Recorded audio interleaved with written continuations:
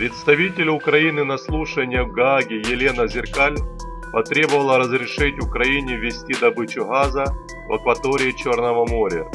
По словам представителя Украины, с весны 2014 года Москва лишила Киев доступа к нефти и газу в Черном море, а сама добыла в этом месте более 9 миллиардов кубометров газа.